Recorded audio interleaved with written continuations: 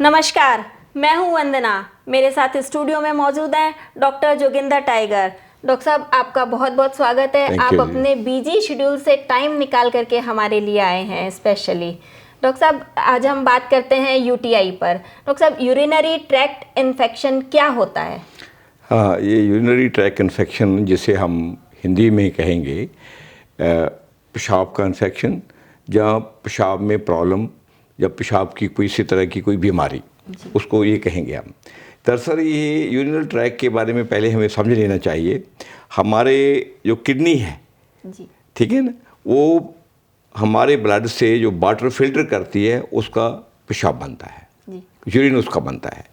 वो दो ट्यूब के द्वारा फिर ब्लाडर में आता है, ब्लाडर से फिर वो पेशाब के जरिए बाहर जाता है, ठीक है। जो यूरिनरी ट्रैक्ट इन्फेक्शन, इस ट्रैक में जब इन्फेक्शन हो जाती है, बर्निंग हो जाती है, उसको इन्फेक्शन कहते हैं। दरअसल इन्फेक्शन को समझने के लिए हमें बर्निंग को समझना बहुत ज़रूरी है। बेसिकली बर्निंग क्या है? किसी चीज़ की सड़न क्यों होती है? सड़न इसलिए होती है जब हमारी बॉडी में पित्तरस बढ़ जाता है। पित्तरस की बढ़ने की वजह से हमारे जो यूरिनरी ट्रैक्ट में इन्फेक्शन होती है, जिसे हम अलग अलग किस्म के वायरस का नाम देते हैं और देते हैं। मैंने देखा है, हम इसको बहुत इजी क्योर करते हैं। कोई वायरस वुरस वाला ज़्यादा एलोपैथी ने पंगा ही खड़ा करा हुआ है कॉम्प्लिकेशन के लिए। बेसिकली क्या है, जब हमारे पित्तरस बढ़ता है तो पित्तरस जो है ब्लड में बढ़ता है, और जब किडनी उसको फिल्टर करती है तो किडनी में वो पित्तरस का वो क्या होता है, एसिड आ जाता है। वो एसिड की वजह से यूरिन इन्फेक्शन होती है, उसकी वजह से प्रॉब्लम आती है जी। डॉक्टर साहब, ये अक्सर देखा जाता है कि है ना, छोटी उम्र में भी हो जाता है, बड़ी उम्र में भी हो जाता है, किसी भी उम्र में हो जाता है। तो ये क्यों होता है किसी भी उम्र में? दरअसल इस इन्फेक्शन का कारण कोई एज से नहीं है। कारण इसका है कि हमारा खान पान कैसा है और हम किस जगह रह रहे हैं। दो ही रीज़न हैं। बाकी जो लोग कहते हैं हाइजीन करो, ये रो, इसका यूरिन इन्फेक्शन से कोई ज़्यादा लागत देगा नहीं है। जो मैंने देखा है, मेरे पास बहुत पेशेंट आते हैं, इवन जो लोग सफाई का काम करते हैं, जितने मेरे पास पेशेंट आते हैं, जो झाड़ू पोछे का काम लेडीज़ करती हैं, इनकी इवन कपड़े भी गंदे होते हैं, उनको यूरिन इन्फेक्शन, जो लोग साफ़ सुथरे हैं, जिसको हाइजीनिक लोग कह रहे हैं, बड़ी सोसाइटी वाले लोग, उनके कंपैरेटिवली काम करने वाले लोगों को यूरिनरी इन्फेक्शन सिर्फ 20% होती है। अगर 100 पेशेंट आ रहा है, 80% वो लोग होंगे जिनको हम कहते हैं बहुत सोफिस्टिकेटेड हैं, साफ़ सुथरे हैं, हाइजीनिक हैं, उनको होती है। 20% साधारण लोगों को होती है, साफ़ सुथरे नहीं है। इसलिए जो बहुत एक बड़ा कहा कि हाइजीनिक रहो, ऐसा सफाई करो, वैसा करो, ऐसा कुछ नहीं है। ये हमारे बॉडी की इम्यूनिटी पे डिपेंड करता है कि हमारी इम्यूनिटी कैसी है, उसी पे ही डिपेंड करता है कि वो इन्फेक्शन होगी या नहीं होगी। इन्फेक्शन के 2-3 रीज़न हैं। एक रीज़न तो ये है कि हमारी बॉडी में पित्तरस जब बढ़ जाता है। दूसरा जो बड़ा रीज़न इन्फेक्शन का है वो ये है कि हमने किसी इन्फेक्शन वाली टॉयलेट पे, जिसको हम इंग्लिश टॉयलेट कहते हैं, जिसे कमोड कहते हैं, वहाँ बैठकर यूरिन पास तो नहीं किया। जहाँ किसी का निकाला हुआ कपड़ा तो हमने अंडरवियर वगैरह तो नहीं पहन लिया। जहाँ कोई ऐसे इंसान से या ऐसी औरत से तो मलाप तो नहीं कर लिया जिनको प्रॉब्लम है। और ज़्यादा इनका कोई इन्फेक्शन का और बड़े कारण नहीं है, ना ही इनकी कोई बहुत जो वायरस की बातें करते हैं डॉक्टर, वो ऐसा कुछ नहीं है, मैंने देखा है। और ये इन्फेक्शन, एक मैं साधारण बात करूँ, बहुत जल्दी क्योर भी हो जाती है। एंटीबायोटिक की तो इसमें ज़रूरत ही नहीं पड़ती। आप डॉक्टरों के पास जाएं, ये स्पेशल एंटीबायोटिक इसके लिए, ये स्पेशल वायरस की वजह की हो गया, ऐसा कुछ नहीं है। डॉक्टर साहब, इससे बचने के कोई घरेलू उपाय बताएं? घरेलू उपाय नहीं, मैं पूरे उपाय बता देता हूँ, क्योंकि ये सोसाइटी हमारी है, ठीक है, हमारा फ़र्ज़ है। घरेलू उपाय नहीं।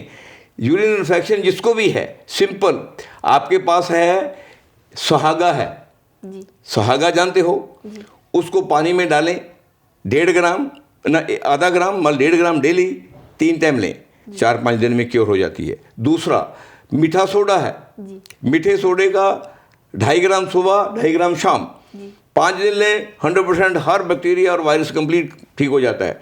उसके बाद आपके पास वो अलालोड, जिसको बहुत बदनाम करते हैं, उसका आप सूप लें।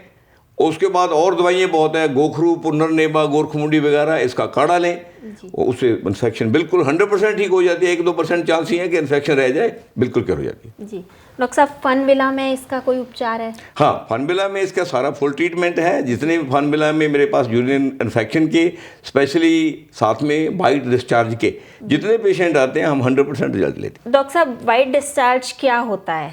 हाँ, बाइट डिस्चार्ज को लकोरिया भी बोलते हैं। आम साधारण भाषा में अगर गांव के लोगों को मिले, इसको बग्गा पानी बोलते हैं। अनपढ़ जो जिनको लोग कहते हैं, बग्गा पानी का मतलब, बग्गे का मतलब वाइट, ठीक है।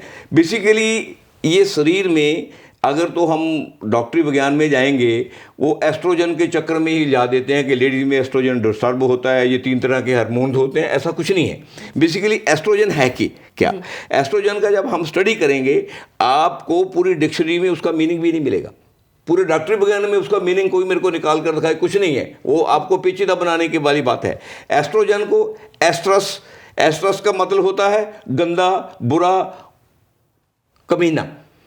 एस्ट्रोरस को अगर हम अरेबिक में पढ़ेंगे, यूनानी में पढ़ेंगे, फिर उसका मतलब क्या होता है, उत्तेजित करने वाला, कामक, और जो सेक्स से रिलेटेड हो, ठीक है। मीन्स ये एस्ट्रोजन जो जिसको कहते हैं, बेसिकली ये कफ होता है। जो कफ से ही हमारी बॉडी डेवलप होती है। कफ से ही जो यूट्रस है, फिलिपाइन ट्यूब्स है, विजाना है, उसका लुब्रिकेशन उसी से होता है। वही एग को डेवलप करती है, वही शरीर को डेवलप करती है, उसी से बोन बनती है, उसी से बॉडी बनती है, ठीक है नहीं। बेसिकली ये बेसिक कफ जिसको सलेसम कहते हैं, सलेसम से ही बोन बनती है, सारा कुछ सलेसम से बनता है, उसी से बाल बनते हैं। उसी के आगे फिर जाकर जब उसमें वायु और पितरस आता है तो उससे बॉडी डेवलप होती है।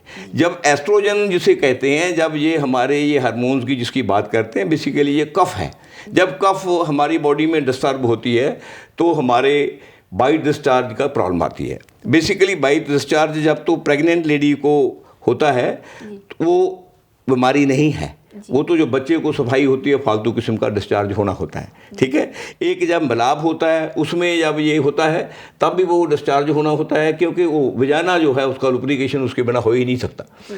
ये कुछ केसों में जब होता है, उसमें ये है, ये 3 तरह का होता है, वैसे इसको 5 तरह का गिना जाता है।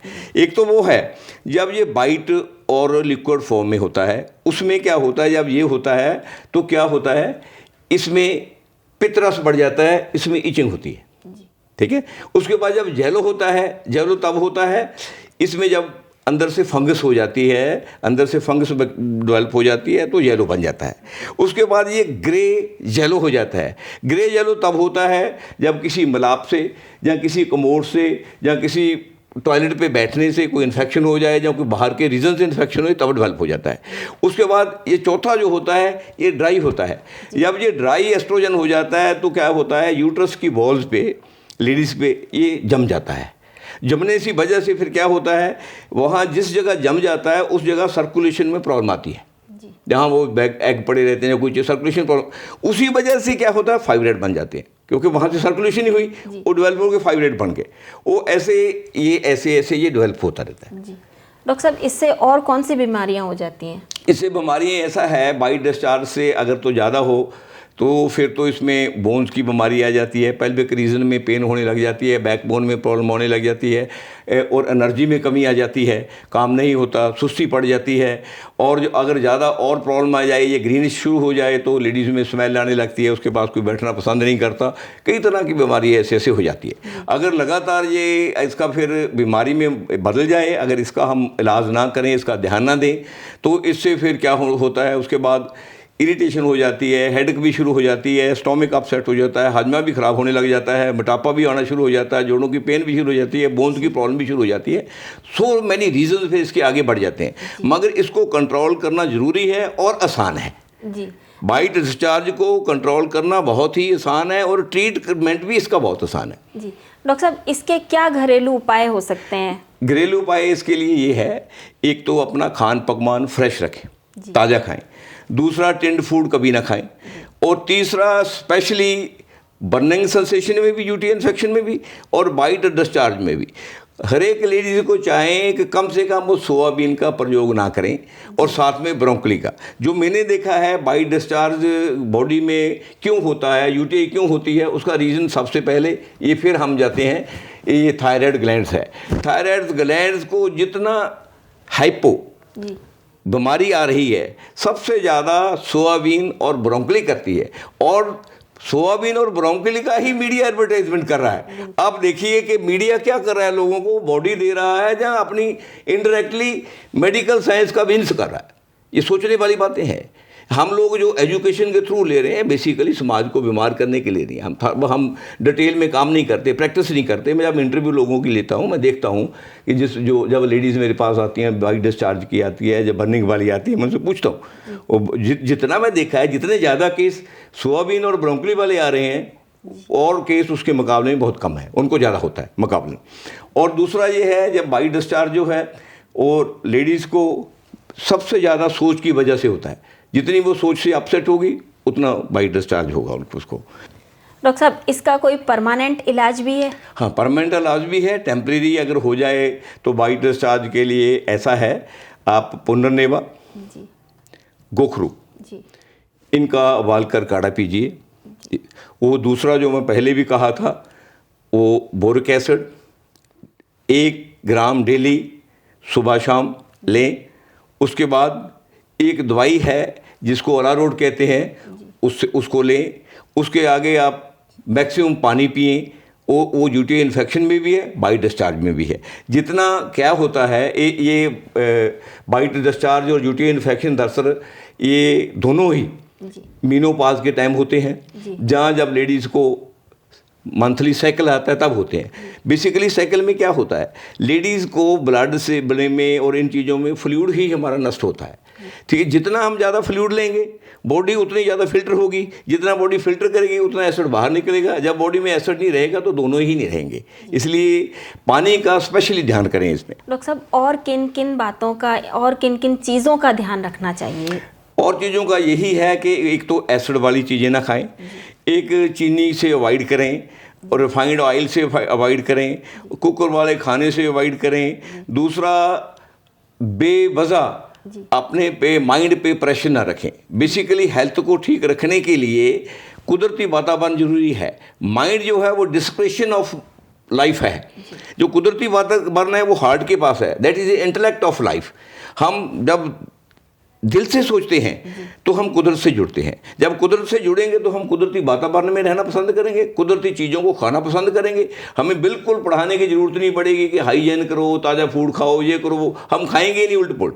जब हम नेचर के साथ रहेंगे, आयुर्वेद का और नेचुरोपैथी का और यूनानी मेडिसिन का और अरेबिक पैथी का और तिब्बी पैथी का, इनका बेस ही कुदरत से संपर्क है। वो कहते हैं जब कुदरत से इंसान का संपर्क टूटता है, कुदरती वातावरण के साथ आदमी जुड़ा नहीं रहता, माइंड के साथ जुड़कर अपना खाना पीना करता है, सोचता है, तो बीमार हो जाता है। इसलिए सबसे ज़्यादा बात यह है कि आप इंटेलेक्ट दिल से जुड़कर ज़िंदगी को जिए। जब दिल से जुड़ेंगे फालतू किस्म की चीज़ में उलझेंगे ही नहीं, ना ही प्रेशर पड़ेगा। जब मेंटली प्रेशर नहीं पड़ेगा तो आपका शरीर के एंजाइम डिस्टर्ब नहीं होंगे, आपको बीमारी आएगी ही नहीं। डॉक्टर साहब, बहुत सारे दर्शकों का हमारे पास में फ़ोन आता है और वो कहते हैं कि डॉक्टर साहब कहाँ पर चेक करते हैं, वो हमें एड्रेस बताया जाए। तो डॉक्टर साहब आप अपना एड्रेस बताएं कि कहाँ चेक करें। हाँ, मैं पटियाला में फर्स्ट वीक बैठता हूँ। अब अप्रैल के बाद मैं फर्स्ट वीक से अप्रैल के बाद पहले हफ्ते और थर्ड एतवार हमेशा बैठा करूँगा। और मेरा जो जगह जहाँ मैं बैठता हूँ उसका नाम है फनविल। वो चंडीगढ़ बठिंडा न्यू बाईपास जो पटियाले का है, उससे स्लिप रोड डकाड़ा रोड पे उतरती है, उन स्लिप रोड पे ही फनविल है। किसी ने आना हो तो इसका ध्यान रखें, चंडीगढ़ बठिंडा बाईपास से जो स्लिप रोड डकाड़ा रोड पे उतरती है, उस स्लिप रोड पे ही फनविल है। और महीने के पहले और तीसरे संडे आप वहाँ पर जाकर के दिखा सकते हैं। डॉक्टर साहब, आप स्टूडियो में आए, आपका बहुत बहुत धन्यवाद। अगले एपिसोड में आपसे फिर मुलाकात होगी, तब तक के लिए धन्यवाद।